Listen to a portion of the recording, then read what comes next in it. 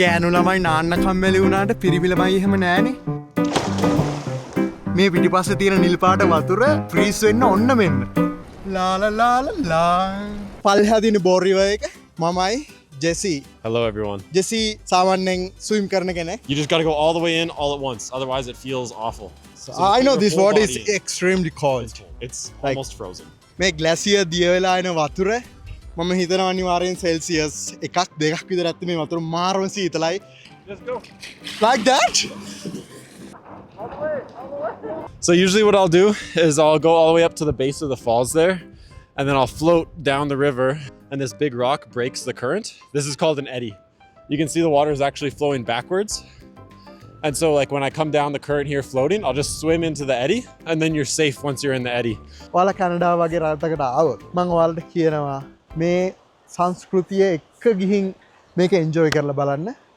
මේ රටවල ඉන්න තරුණ මිනිස්සුන්ට දෙන්නේ වෙනම පිස්සු. I've always wanted to be a mountain guide, an adventure guide. My dad thought that's what I was going to do, or be like one of the forest rangers that looks out for wildfires. But for some reason, somehow, I'm a chef. මට තේරෙන්නේ නැහැ මේ ජෙසි හැමදාම දුවනවා. ජෙසි are you there?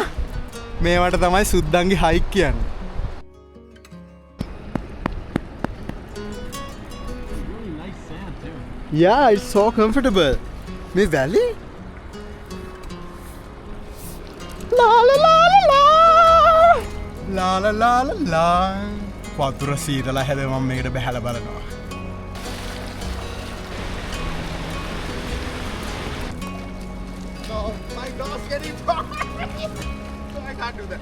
මං අර පැත්තෙන් බැස්සා. ඒ වුණාට මට මේ පැත්තෙන් බහින්න බෑ. හවස් වෙලා ගොඩක් සීතල වැඩියා. ඇත්තටම සීතල වැඩි. I mean this is good spot.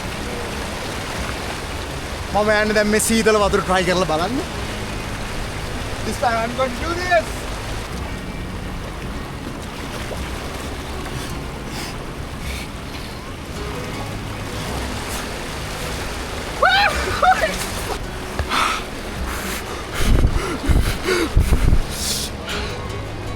මේක සෞඛ්‍ය ආරක්ෂිත නැතුව ඇති මම පුරුදු නෑ මේකට. හැබැයි ඉතින් මම බෝරිව එකේ මිනිස්සු නානවා දැකලා මට ලොකු උමනාවක් තිබ්බ මේ වතුරට බහලා බලන්න. මොකද මම ගිය සමයකෙත් ඇවිල්ලා try කරා මේ වතුර මාර සීතලයි.